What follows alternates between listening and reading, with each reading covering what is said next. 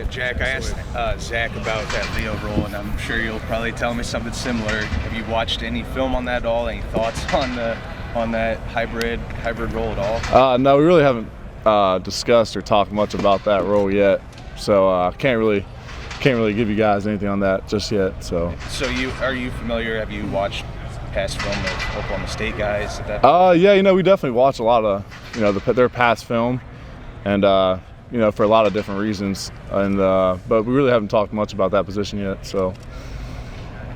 Does it make you excited? Like, what have you seen from the Leo position that may stand out or be maybe different just from what you've seen in your football career? Just watching it on film, it seems like a pretty cool position, because obviously, we haven't talked much about implementing our defense yet.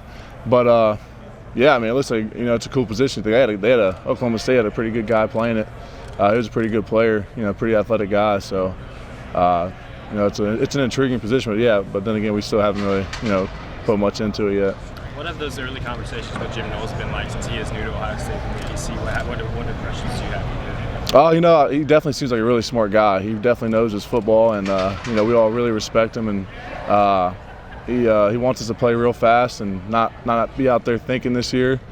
And I feel like that fits the guys we have. We got a bunch of real athletic, real physical guys that just want to play ball and not be out there thinking and just react. And so I think that's kind of what he's been trying to instill in us. Jack, what was the most important thing you learned in your first year?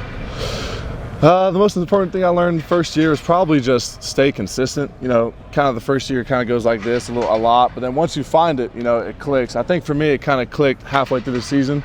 I kind of, that's when I really turned it on. I just felt it, and just bringing it every day too, because it kind of wears on you. It's a grind. It's a longer season I've ever had in my life playing football. And just every day, you're here for at least 4 hours, doing stuff. And it was kind of a lot for a lot of us younger guys at first. But once you find a routine, though, you got to stick with it, and I think that can help everybody. Those ups and downs. It seemed like when you left spring, there was so much excitement in the spring game performance and all that. I don't know if you thought this was going to be easy for him. Yeah. It's going to go straight up. Yeah, I didn't really think that, because. I don't know how to say. It's a lot different, going against, the competition we were going against. Right. And, I was just trying to improve. I kind of try to block that noise out as much as possible, and I just focus on getting better. And, I knew it wasn't going to be easy like that, but I just try to keep getting better and try to keep improving. And I think once I kind of got through that first little shaky part earlier in the year, that I really took off after that. A specific game or play or something where you were kind of like, okay, now I've got the feel of this now? I don't really think it was like a specific game or play, but it was kind of just more so building on it, each and every practice and each and every game. And I think right around the Maryland game, I played pretty well, and I think I graded out as a champion too. And after that, I just didn't look back, and just kept going, giving it my all every day. Playing a lot as a true freshman and now going through a full year of the offseason, how much do you think that's going to help you your sophomore year? Yeah, I think it helps a lot. I think I came in, kind of, still developing into a man, and, coming into my sophomore year, I feel like I've grown up a lot, and I feel like I'm a man now. And, coming into my sophomore year, I'm just trying to, be the guy that, people expect me to be, and just trying to be the best player I can for my teammates and, help us win in every possible way. Yeah, I know winning is the most important thing, but what are some of your personal goals this year, Jack? I can't really talk too much about that right now. I'm just focused on, beating Notre Dame right now, and then obviously the team up north in November, Big Ten, and seeing where we can go after that. What's different about the D-line this year? It seems like you guys got a nice fusion of young talent and veterans, and leadership as well. Just your overall thoughts on this D-line? Yeah, this offseason emphasis was all on leadership. Coach Mick and Coach State thought we lacked that a little bit last year, and so this offseason they've been drilling that into us and trying to make everybody a better leader. And I think it's kind of helped all of us get closer together as well. And our D-line, we've just been busting our asses in the offseason, so we're looking forward to being able to show the country who we are this year. You're getting a little bashful about the individual goals. You used to, when you came in, you wouldn't hide what's some of the things that you want to accomplish here. Is that sort of the maturity, I guess, or is that something? Yeah, I'm just like I said, I just want to win a title real bad, and I just want to win. So that's kind of the stage I'm at in my life right now, and in my career here is just, we're all just so invested in each other that it's hard to talk about yourself, and because the team's always the most important. So I'm just focused on, obviously being the best player I can be. If I do that, then the stuff will take care of itself. But the emphasis is on the team. We're trying to do something big here. We're not trying to, go 12-2 like we did last year. You know what I mean? So I'm just so focused on winning.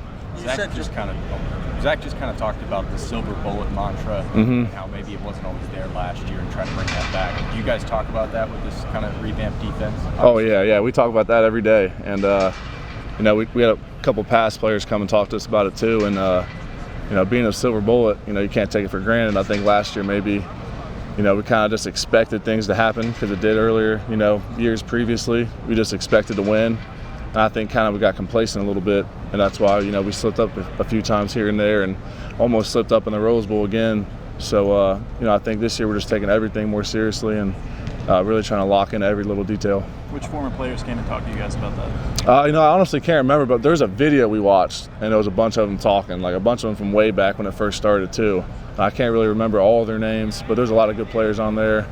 And, it's eye-opening hearing them talk about it because they get so passionate about it still to this day. And kind of kicked us in our ass a little bit, get us moving a little bit about it. And, so ever since then, we haven't really looked back from it. This was something like they recorded for you guys, or something that was like in the I think they might have had it for a few years, but they just showed us again. Honestly, I don't know. But like I said, though, it was a pretty cool video here. I'm talking about how passionate they get and how serious, how much pride I still have in being a silver bullet to this day. And you said previously you wanted to be a player that people expected you to be. Who do people expect you to be? I don't know. I mean, obviously there's a lot of things out there, but that's a tough question. I don't know if I want to answer that right now. I think you guys kind of know, what those expectations are. Obviously I see them all the time, but I try to just stay focused, try to be the best player I can every day. I think that's helped me really take my game to the next level those last few months. So. Coach Day mentioned on Tuesday that with Jim, it's not about winning a drill, it's about learning. Yeah. I think it is, without getting the specifics that you learned so far from him and from the new staff. I learned from him that, he's really big into if we're not doing it right and if we keep messing up over and over again, it's probably not our fault, it's probably his. And that's kind of a different thing, A lot of coaches, they'll drill into you that if you're not doing something right, it's probably your fault. But he said, if we're not learning it the right way, he might not be teaching it the right way. And so it's kind of just different things that Jim Knowles does that's really unorthodox kind of. And we all really love that here too. So just the way he teaches things and the way he goes about his work is, very unique, but also, very, very good. So. John was going on and on about the vibes. He said, I just love the vibe right now, man. It's solid right now. Of Coach Knowles? Yeah. Yeah, no. Everything about the new team, the new season. Yeah. Is that something that you can feel? And if so, what is that energy like right now? We're always, got the energy high. We're always in a good mood. Coach Knowles is dancing to music sometimes in the team room and whatnot. He's just, just making us have fun, and that's how we all love to play here. And like I said before, we got players that want to have fun and play, and play fast and without thinking.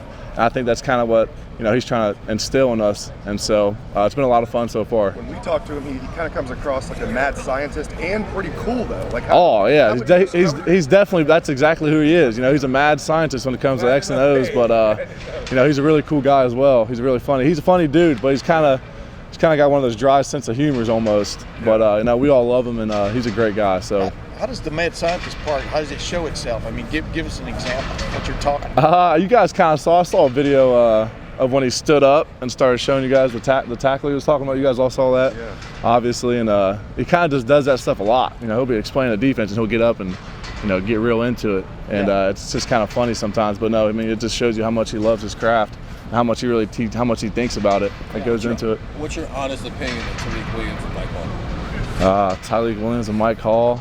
Yeah, they're all right. They're decent players. You know what I mean? They got a lot of work to do, but they've been they've definitely taken the next step this year, and you can just see it in practice right now, man. These dudes are flying off the rock, and it's gonna be a fun year for those guys, definitely. Can you feel that when the three tech and the nose are having a day? Hell yeah, because it flushes the quarterback out to its easy sacks. I hope they have a heyday every game. You know what I mean? Just rack up some easy sacks, but no, you definitely feel it when we're rushing. So like I said, it's fun when the inside guys are eating. It makes the outside guys' job a lot easier. What's the potential with that though? It's 4 sophomores. Yeah. JT on the edge and the nose 2 on the interior. What's the potential of what that could look like? I think the sky's the limit. You know what I mean? It could be something that no one's ever seen before, and we all truly believe that as well. And I think last year maybe we kind of got lost in the moment that we weren't really playing that much, and it kind of affected us a little bit. But we kind of just put our head down and went back to work. And you know, this spring you kind of already see it already, how the hard work's already paying off. And I'm just really excited to see these guys get a chance too. You guys have a ton of talent on the D-line, but you also have a lot of depth. That really stands out when you look at the roster. Speak about the depth a little bit, Jack. Oh, we got a ton of depth. I mean, guys like Jaden McKenzie, who was kind of banged up all year last year, he's looking great. Obviously, Teron and Jerron Cage, and you know, the DM position, me, JT, Zach, Jacoby, Tyler Friday's back this year, Javante. I mean, kind of the list just kind of goes on and on. And I think that's gonna pay off for us really big and later in the season when we need all these guys. You never know what can happen throughout the course of the year. And I just think it's great that we're really deep in all those positions. Jack, about Tyler Friday, I mean, obviously that's a big year to come back, but how did he handle it last year from what you saw, and what can he bring to this defense? Yeah, he handled it like a grown man. You know, every day he was in here, positive attitude. I never saw him down, always supporting us, always trying to help us in any way he could. And yeah, just seeing him go through that and just be so positive with it, man. It was eye-opening for all of us. And you know, he was always in here working, you know, rehabbing, and it was really good to see that. You know, because it broke all of our hearts to see him get hurt like that. He said when he got hurt, he kind of was down for a little bit, then got up and tried to act like nothing was too wrong. Yeah, I actually wasn't in that group when it happened, but yeah, so I just heard about it later that day, and you know, kind of, it was, you know, hurt my heart. You know, Tyler Fry's a great guy, great older brother. You know, so kind of just one of those things where it's like, damn, you know what I mean? But you know. You talked before I got over here. Do you think Tyleek could play the Leo position? No. I think Tyleek, he might. We're looking at him at safety right now. He can cover a lot of ground. So you know, we've thrown him back there a few times. I think, you know, teams across the country should look out for that, honestly, because running back coming to third level like that, not expecting to meet that. You know what I mean? Exactly. But an eclipse. You personally, Jack, have y'all practiced that at all yet? I mean, I've seen you standing up. You know, I know you got asked this probably earlier. I just walked out, but are you intrigued by the Leo? Yeah, I don't know what the Leo is. I don't know what you guys are talking about, honestly. I haven't heard of a Leo. Have you guys heard of a Leo? I haven't.